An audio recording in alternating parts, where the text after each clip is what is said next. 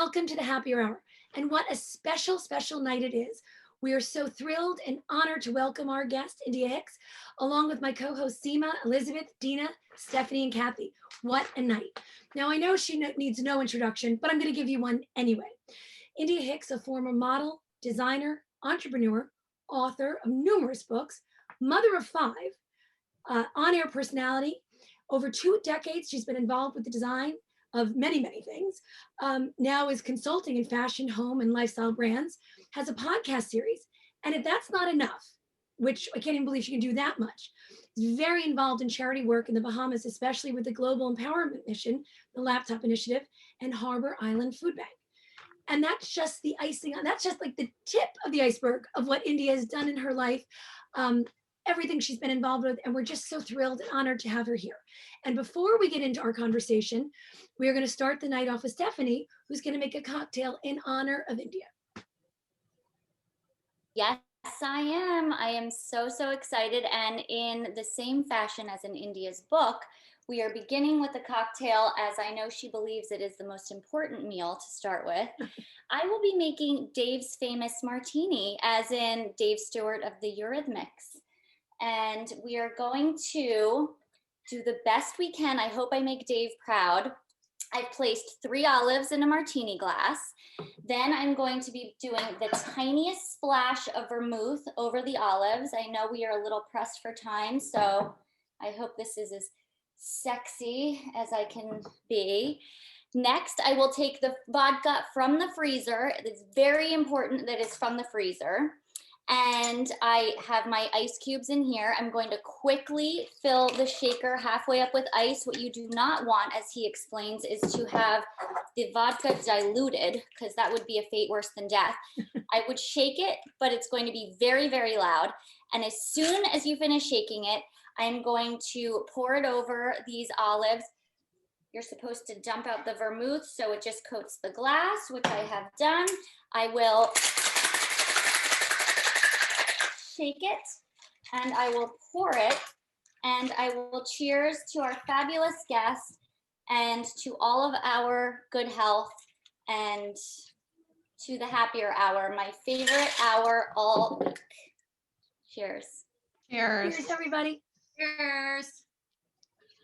Stephanie, you took that out of the book, right? Yes, it's straight from the book, Dave's Famous Martini. And the book's name?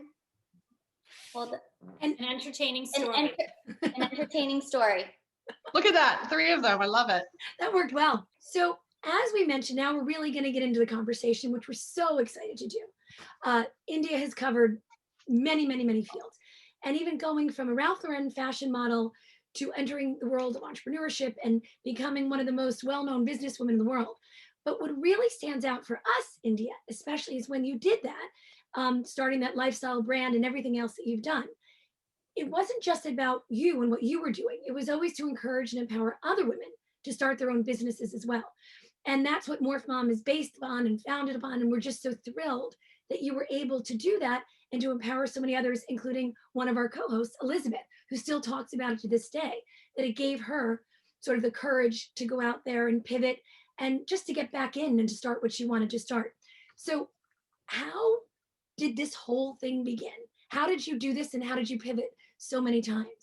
Well, those are generous words. I mean, nothing could have been more spectacular than that cocktail, Stephanie. That was really impressive. You had it down, you were in the frame, Thank you. It was spectacular. I hope this is literally being recorded properly. I was riveted. So thank God, yes, we've started even with the most important meal of the day, which is the cocktail, and then we've jumped straight into business. And I love the idea of Morph Mum. That's rather fun. And I think that we need to continue being Morph Mums more than ever at the moment, because my goodness, what a strange place we find ourselves in. But going back to the business and how I met Elizabeth, and how I've therefore ended up being on this wonderful chat group, is that I had a number of licensing arrangements throughout my career, I guess you call it. I had done diamonds for Bloomingdale's, I had done bedding for HSN, I had done fragrances for Crabtree and Evelyn.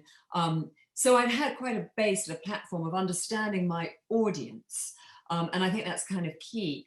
And suddenly there came an opportunity to actually do something for myself rather than be licensing in partnership with other people. And I took that opportunity, and I found two wonderful, tough businessmen to stand beside me, because the one thing that we all know as entrepreneurs is you can't actually do it all your own. You have to reach out and get help. And we all come with different skill sets. And what I brought to the table was very different to what my German partners brought to the table. And one of them had an idea that actually, yes, we wanted to build a lifestyle brand, we wanted to tell stories, but why didn't we do it in collaboration with a whole host of women? Because what we did recognize was there are a lot of very accomplished women out there who are looking to morph, and also probably looking for a second or third career. Many of us have been full-time mums. We were dipping the toes back into what we could do after kids have reached college age. And so we built a lifestyle brand, but we also decided to partner with women just like Elizabeth, who came with their own audience, their own conversation, and they were able to reach out to their circles and not only introduce the collection, but introduce the idea that you could run this on your own terms and in your own time. It was brilliant, and it was brilliant for about 3 or 4 years. And then, as many of you who've had an entrepreneurial endeavor or career will know, things change, and you either need to be able to change rapidly with them, or you need to completely pivot and rethink the game. And we got to a point where we saw that actually there were cracks in our system, and we just weren't able to get there in time. So after 5 years of trading and an amazing journey where I learned so much, met incredible women, traveled America and had the most fantastic time, worked my ass off, was utterly exhausted but exhilarated by it all. We decided that actually we needed to close down this chapter of what I had founded. And it broke a lot of our hearts because we had had such an amazing journey together. But the entrepreneurial journey is that you pick yourself up, you dust yourself off, and you start all over again. And I know that's what many of us have done since then. But the key to the closing is not the end, it's what you've learned in the journey of it. And I learned so much, which is now putting me in good stead for other things. Possibly an example being that I've literally just launched a linen collection, tabletop collection. And the one thing I knew was from the mistakes I had made at the India Hicks lifestyle brand, I was able to correct here. I was able to know that I didn't any longer want to do a huge, big company with an exit strategy and a lot of investors. I wanted to do something very small and very intimate in a completely different way. But that wasn't to say one was right and one was wrong, or one was better and one wasn't. It's just that I knew I wanted to do something different. So it was an unbelievable journey at India Hicks, and I don't regret a moment of it. And I loved every day that brought new heartache. I loved as well. Well, clearly it goes on through Elizabeth and everyone else that you inspired, because it wasn't just that your mission to help these women empower themselves is still continuing today. I think you gave it's really tough. Women lose that, you lose the confidence, you lose a lot of it. And as we've learned through Morph Mom in all these years, and just finding the one person who says, you can do it, and here's how you're going to do it, and we're going to help you do it, is immensely, immensely important and needed. I couldn't agree more. And the fact that we were this network of women, this community of women, there was a huge support system amongst us, which was really unique as well, and part of the journey that I love the most. But it is everything that we do is a journey, and the one thing that I do recognize is now sitting here well, we are not quite as locked down, but I think of England, who are going through a third very, very tough, severe lockdown. My business was all about getting together. It was hosting parties in women's homes. It was clinking glasses and having cocktail hour together. We wouldn't have survived this for a minute. And it would have been a very different ending, and a much more aggressive ending. And the one that we had, we were able to do it in our own way and very slowly, and I hope very unpainfully for a lot of the women who come on board for the whole journey.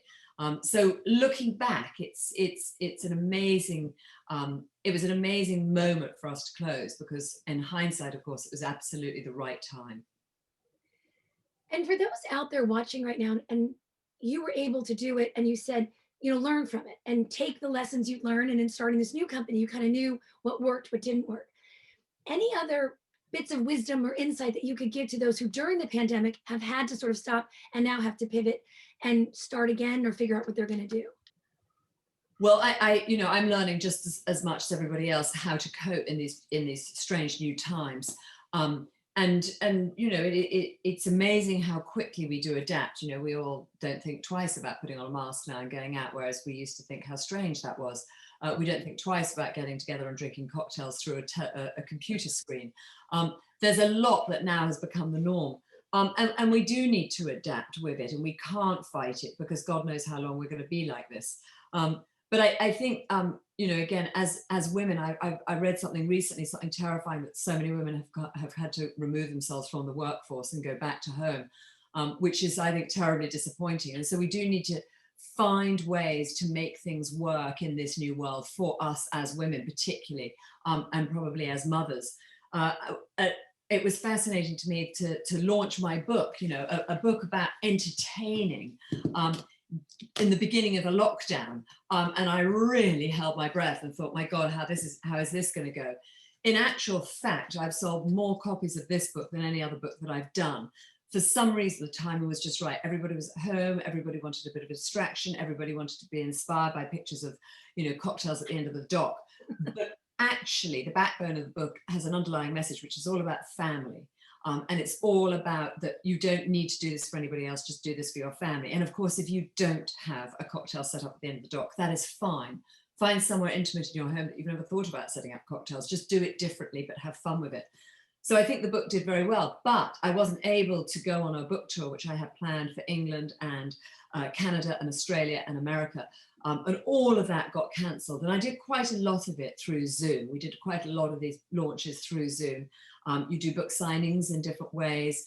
You promote in a different way. And it's amazing to see that you can actually sell, oddly, without being in front of people. And a linen collection, I made a very distinct choice to launch that linen, not through wholesale account, not with any PR, nothing. It was simply done on Instagram Live 2 weekends ago.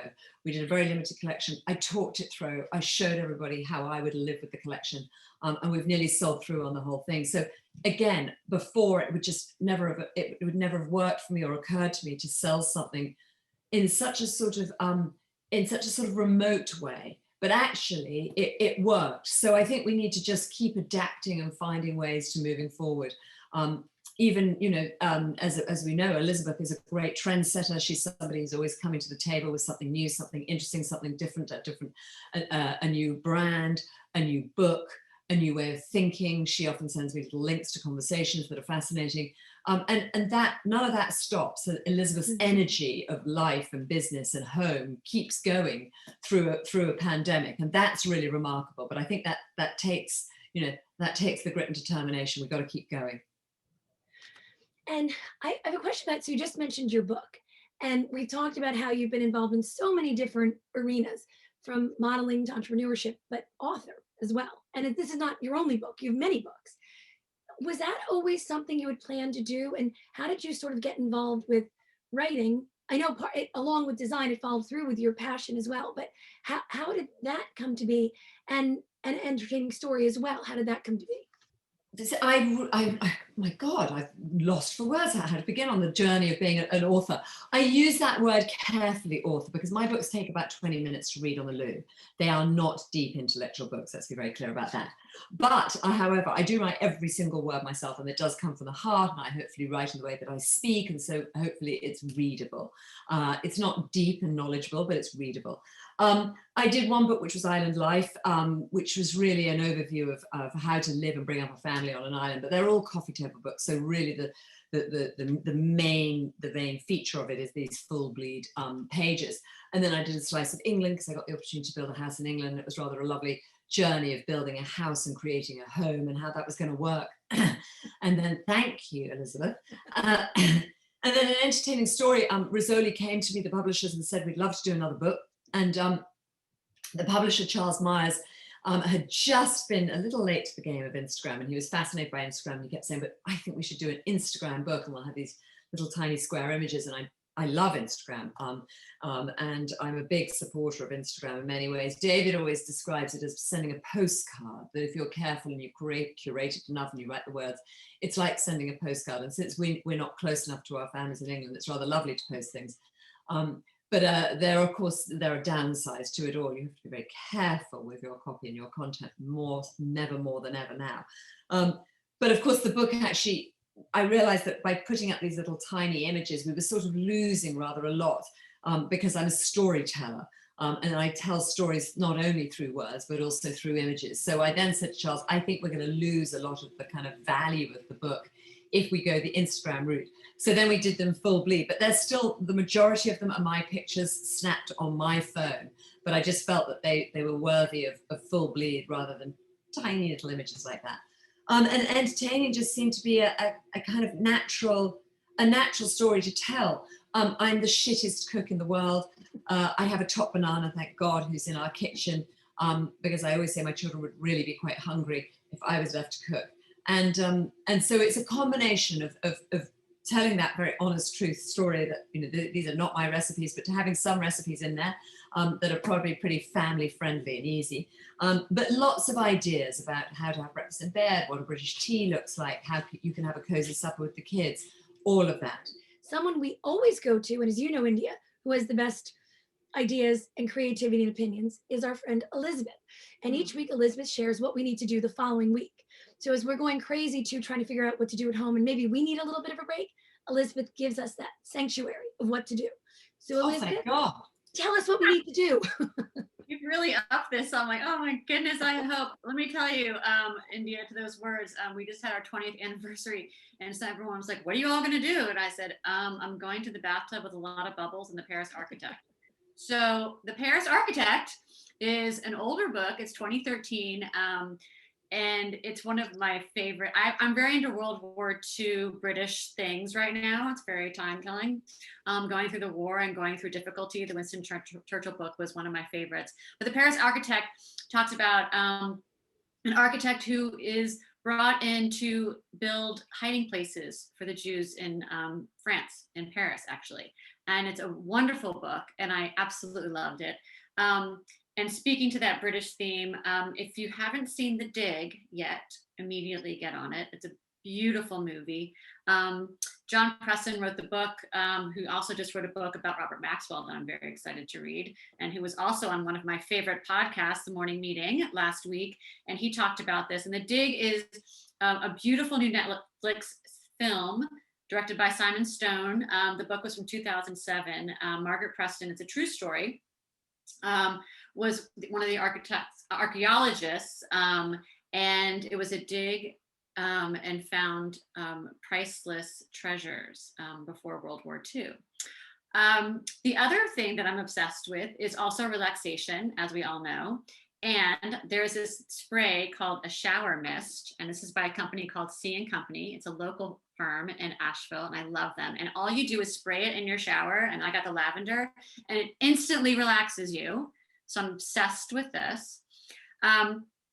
Now, Indy and I also share 13-year-old daughters, and finding things to share with them these days is a tough one. And so when you do, you get very excited about it. So I was very excited that one of my favorite podcasts, Smart Lists, with Jason Bateman, Sean Hayes, and Will Arnett, interviewed Billie Eilish and her brother Phineas this week. So that was a great hour of bonding time with us, and we love Billie Eilish so much. And for kids and moms like Stephanie's, there is, I don't know if you've read the Flora, you probably haven't read this book yet because they're a little younger, but Flora Ulysses was one of my favorite books, Newbery Award winning. And it is going to be a movie this Friday on Disney Plus. And it's about a 10-year-old girl and who finds a squirrel who's like a superhero, and I cannot wait to see. It's Kate DiCamillo, who's one of our favorite authors, and that'll be on Disney Plus on Friday. So those are my picks this week. So now we have something to do with, now India, this does not apply to you, but with the snowstorm that's coming tomorrow. Now at least it will fill tomorrow. We can get through that. With that though, we've got to figure out not only the fun things that we have to do, but all the other hard things that come along during this. And Kathy, I don't mean to make it hard what you have to talk about, but our financial expert each week, India Kathy, gives us a financial tip to get us through the week, to get us through the year, to get us through life, hopefully, no pressure.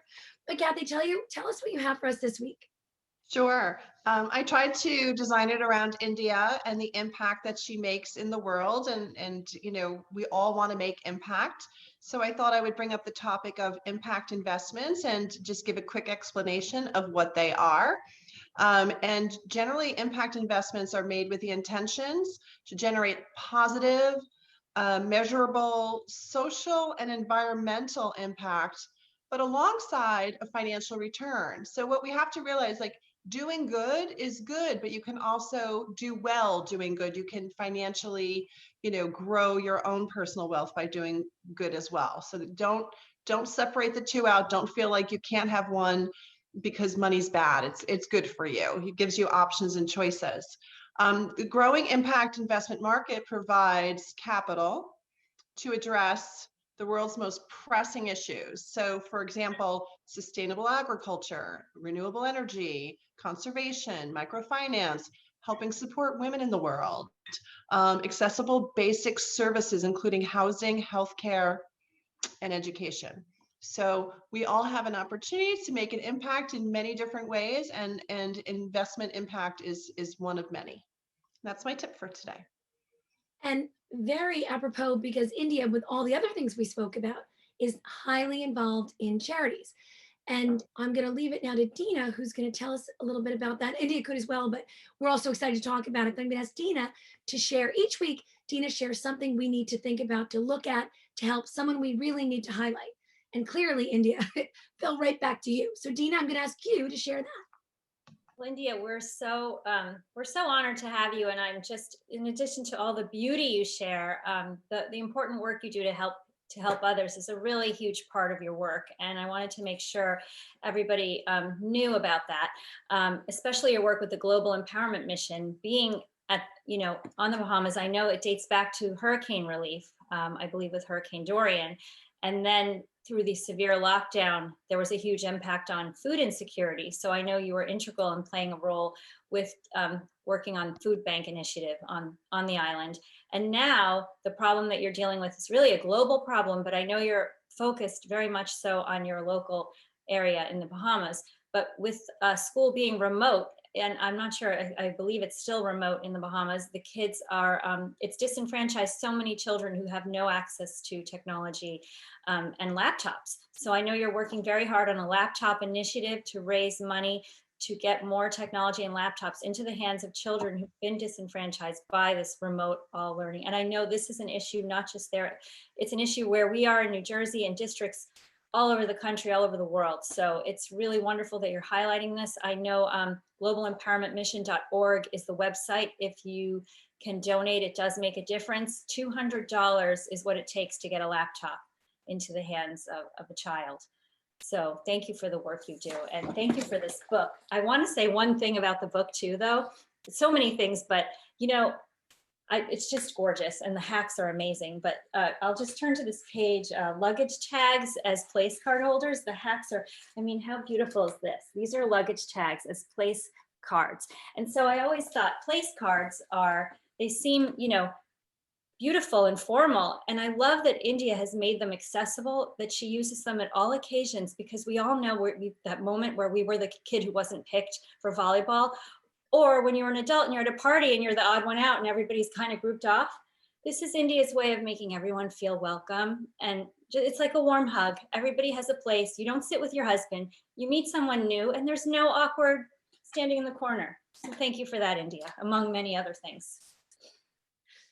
So now we've heard about not all, but many of the things that India has done.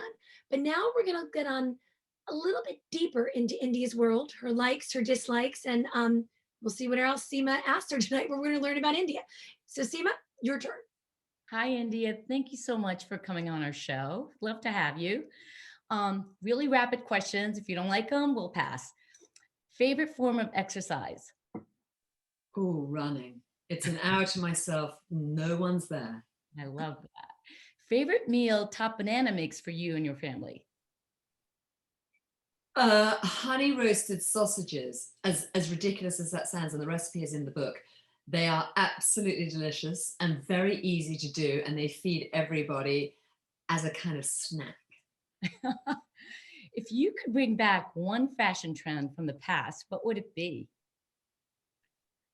God, my God, these are so difficult. I feel like I'm under such No, pressure. It's an exam and I'm going to fail. How about I love the 1940s and 1950s. I love those beautiful cinch waists and those big skirts and those gorgeous court shoes. Now I just sit in disgusting sweaty yoga pants.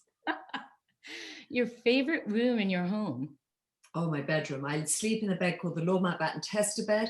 My grandfather was Lord Mountbatten, so it felt very appropriate that I should sleep in it. I said to the company that they really should give me the bed for free. They didn't agree. The last musical band or artist that you listened to?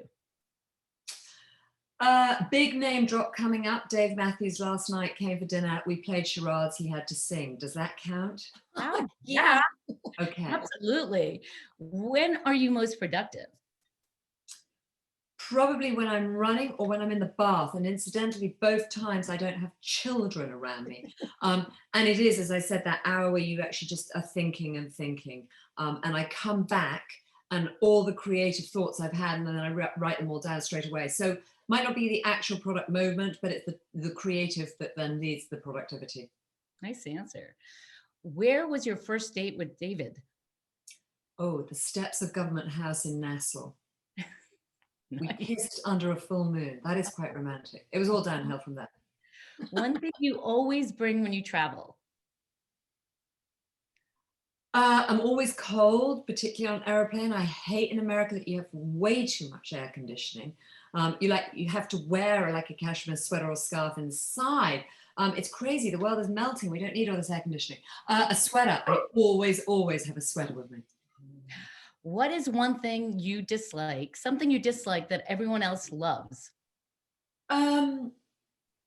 Coffee. Oh, Coffee. good answer. If you Yeah. could dine with one historical figure, who would that be? If I could what? Dine. Have dinner. Dine. I didn't know whether you said relate or dine. Do you know what? One of my greatest regrets in life is that I never knew my grandmother, who was Edwina Mountbatten. She was an extraordinary historical figure. She did an awful lot of good for the world. She began life as a complete frivolous airhead. She was one of the greatest heiresses in England, so much, too much money. She traveled enormously. And then during the war, she completely changed her life. She dedicated it to everybody else. She was out in Japan before anybody could get there. She went into the refugee camps. She rescued an enormous amount of prisoners of war. She was an exceptional character. She died of hard work at the age of 59. She also had a very, very historical affair with Nehru during Indian independence. Nice. So she was a bad, bad woman. One thing you always bring when you travel? Didn't we just do that? Doesn't Did we? Oh my gosh, I'm going backwards. I'm so sorry. Comedy Thank- or drama?